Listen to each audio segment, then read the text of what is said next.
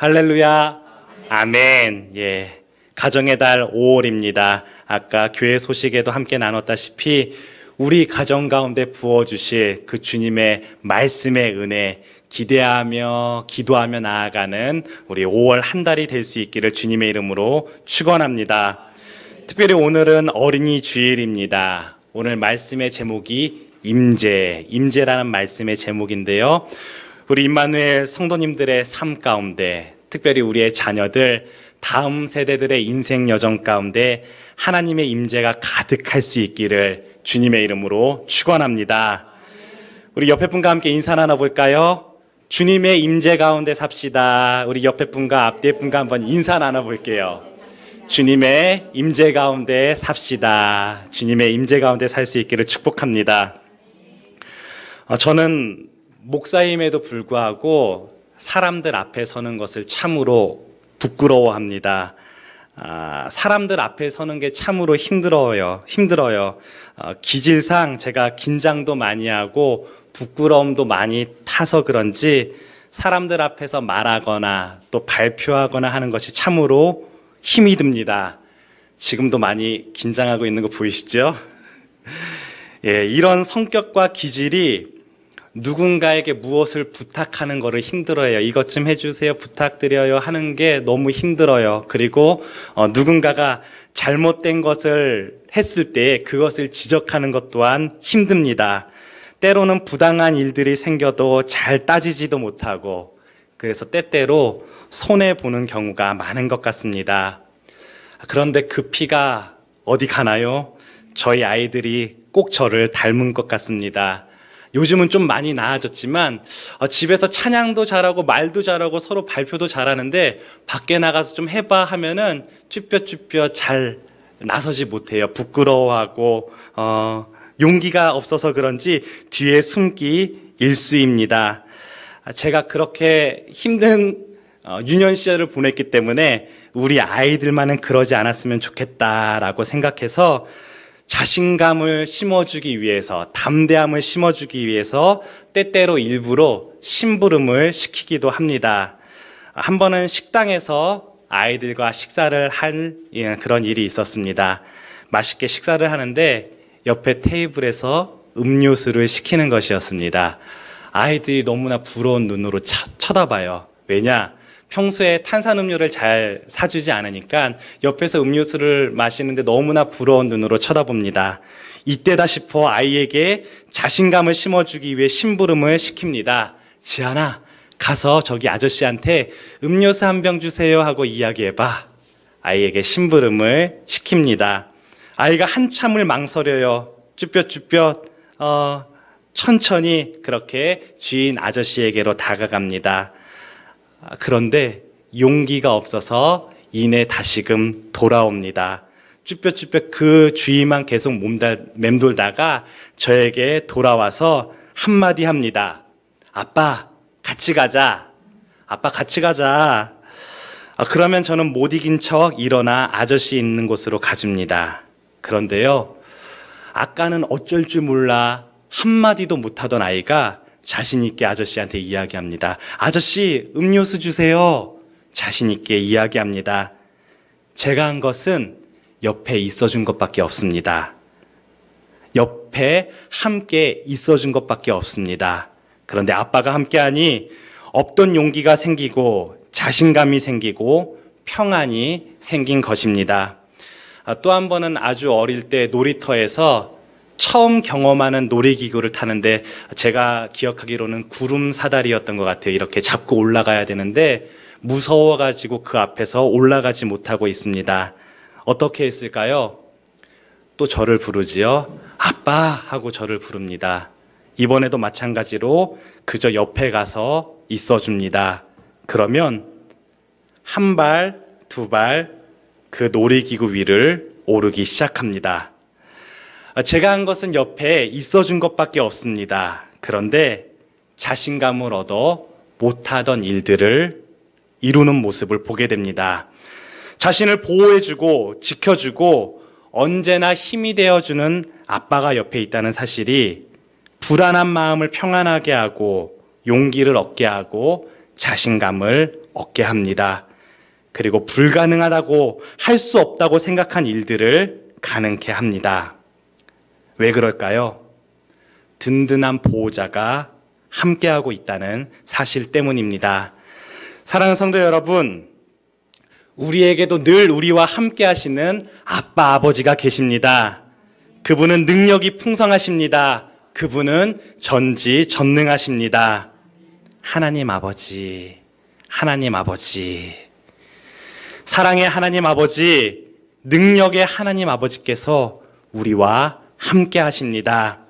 그렇다면 전지전능하신 그 하나님이 우리와 함께 하신다는 그 사실만으로 우리에게는 큰 능력이요, 큰 힘이 되는 줄 믿습니다.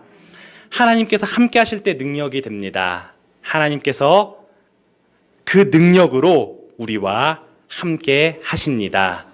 우리는 이것을 임재라고 합니다. 임재. 오늘 본문 말씀에도 하나님께서 함께 하신다라는 표현을 강림이라는 단어로 표현했어요. 본문 18절, 20절 말씀을 보면 여호와께서 강림하셨다, 여호와께서 강림하셨다라고 표현하고 있습니다. 이 강림이라는 표현을 오늘날 임재라고 우리가 표현할 수 있지요. 임재란 무엇인가? 하나님께서 하나님의 능력으로 특정한 곳에 함께 하시는 것을 뜻합니다. 임재란 하나님의 능력으로 특정한 곳에 함께 하시는 것을 임재다라고 이야기합니다. 그래서 임재하면 하나님께서 우리에게 능력으로 함께 하시는 것이지요. 그리고 또 임재하면 하나님께서는 하나님이 원하시는 특정한 곳에 함께 하신다라는 말씀입니다. 그러므로 하나님의 그 임재하시는 곳에는 능력이 나타나지요. 역사가 이루어집니다. 하나님의 임재 가운데 우리의 인도하심을 경험하게 됩니다. 임재하면 하나님의 그 능력을 나타낸다라고 말씀드렸지요. 그렇다면 하나님께서 임재하실 때 어떤 능력으로 우리 가운데 함께 하실까요? 하나님께서 임재하실 때 어떤 능력으로 우리의 삶 가운데 역사하실까요? 우리 본문 18절 말씀 다시 한번 한 목소리로 읽어볼까요? 18절의 말씀 시작. 신의 산에 연기가 자욱하니 여호와께서 불 가운데서 거기 강림하시니라. 그 연기가 온기가마 연기같이 떠오르고 온 산이 크게 진동하며. 아멘. 오늘 본문 말씀은 이스라엘 백성들이 출애굽하여 가나안 땅을 향해 나아가는 과정 가운데 하나님께서 그들 가운데 강림하신, 임재하신 장면을 설명하고 있습니다. 오늘 본문 18절 말씀에 하나님께서 강림하실 때 어디에 강림하셨다고 하시지요? 불 가운데 강림하셨다. 불 가운데. 그 연기가 온기가마 같이 떠올랐고 온 산이 크게 진동했다라고 말씀하고 있습니다. 먼저 첫째로 하나님께서 임재하실 때에는 불로 임재하십니다. 우리의 삶 가운데 불로 함께 하십니다. 여기서 불은 히브리어 성경에 보면 애쉬라고 쓰여 있어요. 애쉬. 이 불의 역할은 어떤 역할을 하냐?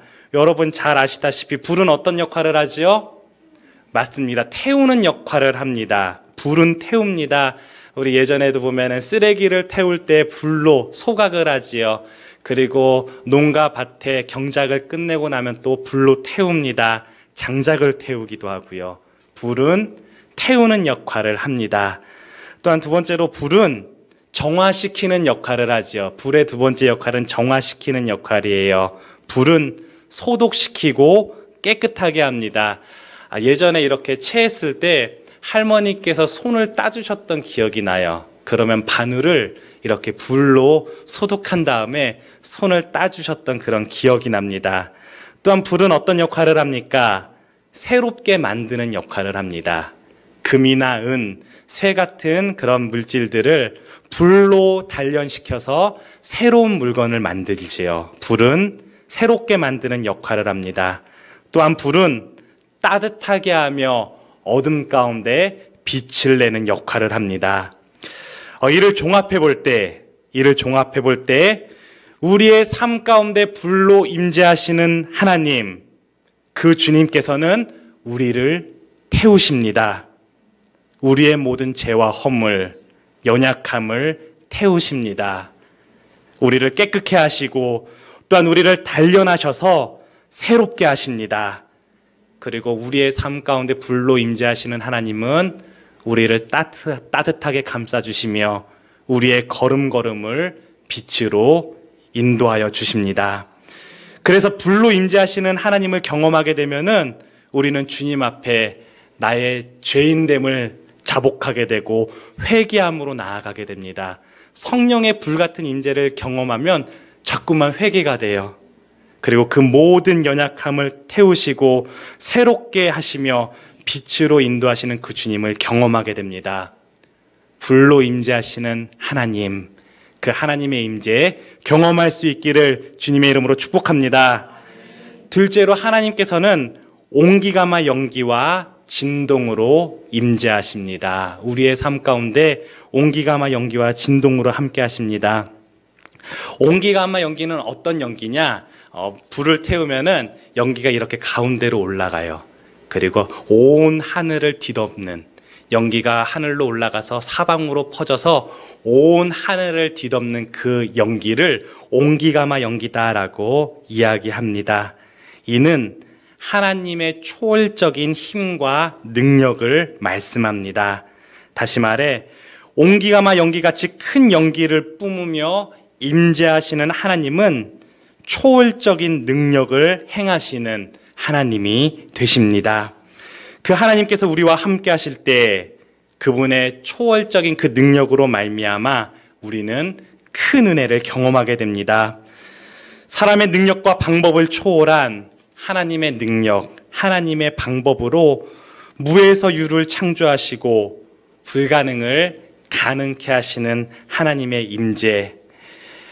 우리의 삶에 이런 하나님의 임재 많이 경험하지 않습니까? 정말 어찌할 바를 몰라 주님 앞에 부르짖음으로 나아갑니다. 그럴 때 사람의 방법이 아닌 하나님의 방법으로 우리를 인도해 주시고 그 일들을 이루시는 하나님의 은혜. 그래서 우리 이런 고백 참 많이 하죠. 주님이 하셨습니다. 주님이 이루셨습니다. 이것이 바로 온기가마 연기 같은 하나님의 임재입니다. 한 걸음 더 나아가 18절 말씀 계속 보면은 하나님께서 강림하실 때에 온 산이 크게 진동하였다라고 말씀하고 있어요. 진동. 이 진동은 떨림이에요. 떨림. 이것은 하나님의 권위를 뜻합니다. 하나님께서는 말씀으로 함께 하실 때, 임재하실 때 항상 진동이 있었어요. 온 세상이 하나님의 임재 앞에 진동하며 떨며 피조물까지도 그 앞에 굴복하는 하나님의 권위를 말씀합니다. 세상 그 누구도 대적할 수 없는 하나님의 위엄을 뜻합니다.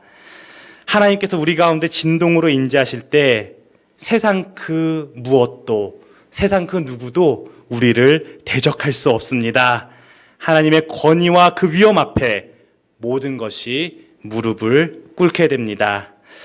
마지막 셋째로 하나님께서는 임재하실 때에 말씀으로 우리와 함께 하십니다. 말씀으로 임재하십니다.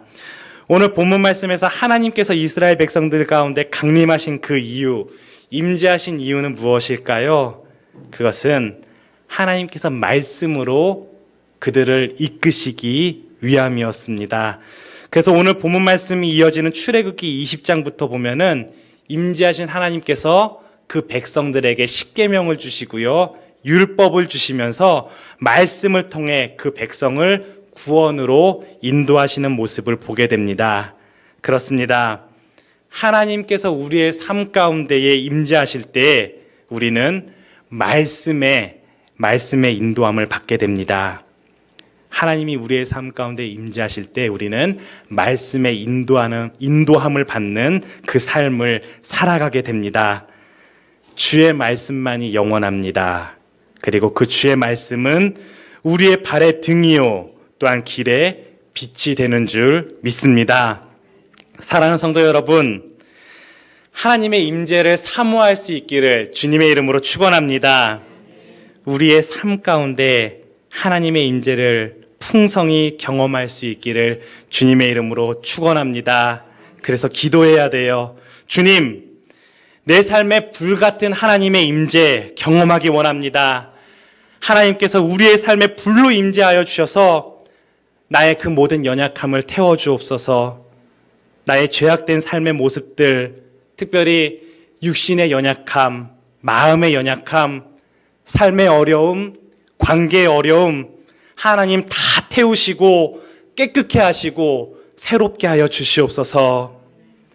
또한 기도할 때 주님, 나는 할 수 없습니다. 나의 힘과 능으로는 불가능합니다. 그러나 주님 함께 하실 때에 주님께서 이루실 줄 믿습니다. 온기가마 연기 같은 하나님의 그 초월적인 능력으로 나의 삶 가운데에 역사하여 주시옵소서.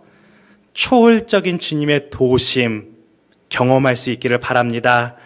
또한 온 땅 가운데 진동으로 임재하시는 주님, 세상 그 누구도 대적할 수 없는 그 하나님의 권위 앞에 내가 먼저 순종하게 하옵소서. 주님, 때론 나를 대적하고 하나님을 조롱하는 저들의 그 주님의 권위 앞에 자복하고 나아올 수 있도록 아직 주님을 알지 못하는 우리의 남편 또는 아내, 자녀들, 친지들, 그 모든 지체들이 주님의 권위 앞에 두 손 들고 나아올 수 있도록 주님 진동으로 임재하여 주옵소서. 그리고 무엇보다 말씀에 인도함 받는 삶이 될 수 있기를 소망합니다. 우리 가운데 임재하신 하나님, 우리를 말씀으로 인도하여 주시옵소서. 말씀을 통해서 주님의 길에서 벗어나지 않도록 주님 우리를 붙잡아 주시고 인도하여 주시옵소서. 주님의 임재를 사모하며 기도할 수 있기를 바랍니다. 그 주님의 임재하심 풍성히 경험하는 저와 여러분 될 수 있기를 주님의 이름으로 축원합니다. 말씀의 서두에서 하나님께서 임재하실 때 그 능력으로 함께 하신다라고 말씀드렸지요. 우리가 임재의 능력을 함께 살펴봤어요. 그러면서 또한 하나님께서는 하나님께서 원하시는 특정한 곳에 임재하신다라고 말씀을 나눴습니다. 그렇다면 하나님께서는 어디에 임재하실까요? 하나님께서 원하시는 임재의 자리 과연 어디일까요? 우리 세 가지로 간단하게 살펴보고자 합니다. 첫째로 하나님의 임재를 경험하기 위해서는 산에 올라야 합니다. 우리 본문 20절의 말씀인데요. 20절 말씀 같이 한번 읽어볼까요? 20절의 말씀 시작. 여호와께서 신의 산 곧 그 산 꼭대기에 강림하시고 모세를 그리로 부르시니 모세가 올라가매. 아멘. 하나님께서는 다른 곳이 아닌 산에 임재하십니다. 신의 산 꼭대기에 임재하셨다. 산은 무엇을 의미하지요? 산은 예배의 자리를 뜻합니다. 성경에서 산은 하나님께 제사 드리는 곳, 하나님께 예배 드리는 곳으로 나타나고 있습니다. 또한 성전이 있는 곳이 바로 산이에요. 그래서 그곳을 하나님께서 함께 하시는 곳, 성산이라고 부릅니다. 하나님께서 함께 하시는 산을 성산이라고 부릅니다. 산은 하나님께 제사를 드리던 예배의 자리입니다. 산은 하나님의 성전이 있는 예배의 자리를 뜻합니다. 그리고 오늘 말씀에 하나님께서는 그 산에 임재하신다라고 말씀하고 계십니다. 산, 바로 예배의 자리입니다. 오늘 이 예배의 자리에 주님께서 임재하시는 줄 믿습니다. 매일매일 하나님의 임재 경험하길 원하십니까? 아멘. 그렇다면 예배의 자리에 나오기를 힘써야 합니다.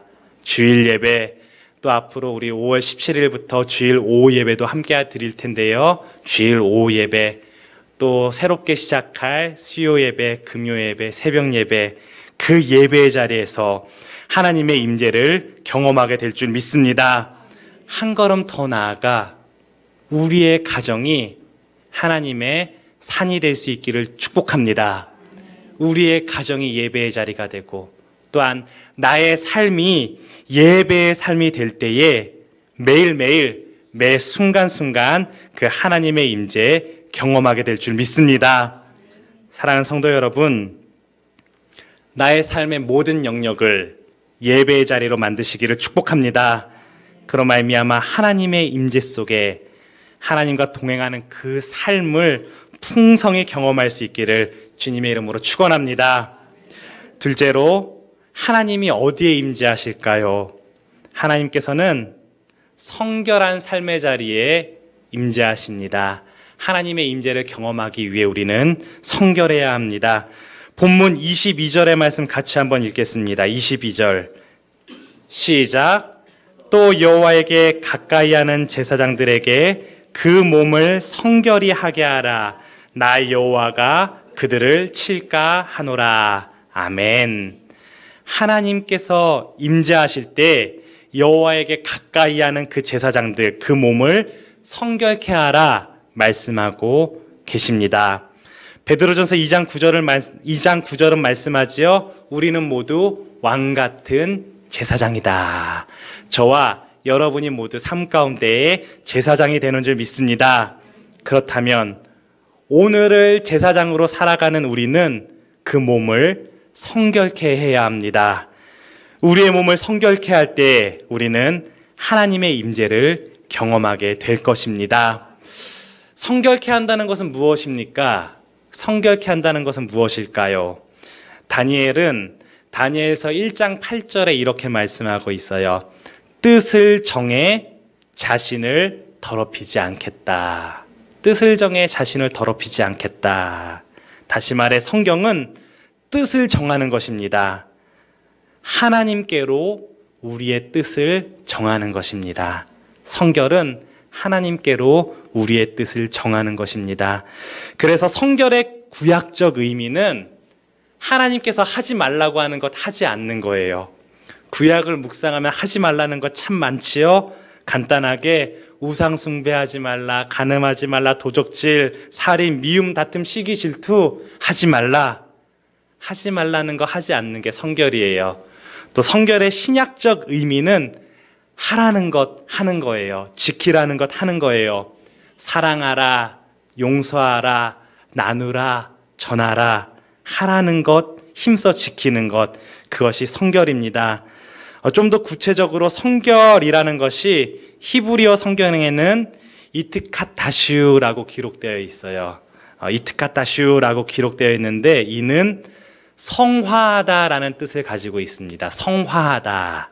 성화는 우리가 그리스도인으로서 예수님을 닮아가는 삶을 살아가는 것을 성화라고 합니다. 다시 말해 성결한 삶은 예수님 닮아가는 삶이에요. 우리가 그렇게 예수님 닮아가는 삶을 살기 위해 힘쓰며 나아갈 때에 그 성결한 삶 가운데에 하나님께서 임재하신다 약속하고 있습니다. 사랑하는 성도 여러분, 나의 삶에 하나님께서 임재하시기를 원하십니까? 아멘. 성결을 위해 힘쓸 수 있기를 소망합니다. 나를 위해 고통받으시고 죽으시고 부활하신 예수 그리스도, 그 주님을 바라보며 그 주님을 닮아가는 삶, 그 삶 가운데 풍성한 주님의 은혜 경험할 수 있기를 주님의 이름으로 축원합니다. 마지막 셋째로, 하나님께서는 거룩한 곳에 임재하십니다. 하나님의 임재를 경험하기 위해서는 거룩해야 합니다. 우리 본문 23절의 말씀 마지막으로 같이 한번 읽어볼게요. 23절 말씀 시작. 모세가 여호와께 아뢰되 주께서 우리에게 명령하여 이르시기를 산 주위에 경계를 세워 산을 거룩하게 하라 하셨사온즉 백성이 신의 산에 오르지 못하리이다. 아멘. 산 주위에 경계를 세워 산을 거룩하게 하라. 산 주위에 경계를 세워 산을 거룩하게 하라 말씀하고 있습니다. 산이 어디라고 이야기했죠? 아까 산은 예배의 자리라고 말씀드렸습니다. 또한 우리의 삶이 예배가 되어야 한다라고 함께 나눴습니다. 그리고 오늘 말씀 마지막으로 하나님께서 그 산을, 그 예배의 자리를 거룩하게 하라 말씀하십니다. 어떻게 거룩하게 하라고 말씀하시지요? 경계를 세워서라도 그 삶의 자리, 그 예배의 자리를 거룩하게 하라 말씀하십니다. 그리고 그 거룩한 삶의 자리에 주님께서 임재하시겠다 말씀하십니다. 예배의 자리를 거룩하게 해야 한다는 것, 한번 여러분의 예배의 자리를 돌아봤으면 좋겠습니다. 우리의 가정, 나의 삶, 예배의 자리, 내가 하나님과 관계를 맺으려고 하는데, 내가 하나님 앞에 말씀을 묵상하고 기도함으로 나아가려고 하는데 그것을 방해하는 요소들이 있습니까? 말씀만 묵상하려고 하면은, 또 기도만 하려고 하면 왜 그렇게 연락 오는 데가 많은지 모르겠어요. 좀 만나자고 하고, 또 모처럼 이렇게 예배에 집중하려고 하면 재밌는 게 참 많은 것 같아요. TV 프로그램도 많이 하고, 또 스마트폰이 우리를 하나님 앞에 집중하게 하는 것을 방해할 때가 참으로 많이 있습니다. 그렇게 나와 하나님과의 관계를 방해하는 것들이 있다면 경계를 세워야 합니다. 산을 거룩하게 하기 위해서 경계를 세워야 합니다. 거룩은 구별됨이라고 말씀합니다. 우리는 구별되기 위해 경계를 세워야 될 줄 믿습니다. 오늘 한번 나의 삶을 돌아보며 결단할 수 있기를 원합니다. 내가 경계를 세워야 할 삶의 자리는 무엇이 있는지, 나의 취미 활동들이 주님으로부터 나를 멀어지게 하지는 않는지, 세상 친구와의 관계들, 또 때로는 물질, 때로는 TV 프로, 스마트폰, 나와 하나님과의 관계를 멀어지게 하는 것들이 있다면 경계를 세워 그 삶의 자리, 예배의 자리 거룩하게 할 수 있기를 주님의 이름으로 축원합니다. 사랑하는 성도 여러분, 우리의 삶 가운데에 하나님의 임재를 사모할 수 있기를 소망합니다. 불같은 하나님의 임재, 온기가마 연기 같은 진동으로 임재하시는 하나님의 임재, 무엇보다도 말씀으로 나의 삶을 인도하시는 하나님의 임재 사모하며 또한 기도하며 이 시간 함께 또한 결단할 수 있기를 원합니다. 주님, 내 삶이 예배자의 삶이 되게 하여 주옵소서. 성결과 거룩함으로 주님 앞에 온전히 설 수 있는 참된 예배자가 되게 하여 주옵소서. 그렇게 기도함으로 나아가는 우리 임마누엘 공동체가 될 수 있기를 주님의 이름으로 축원합니다.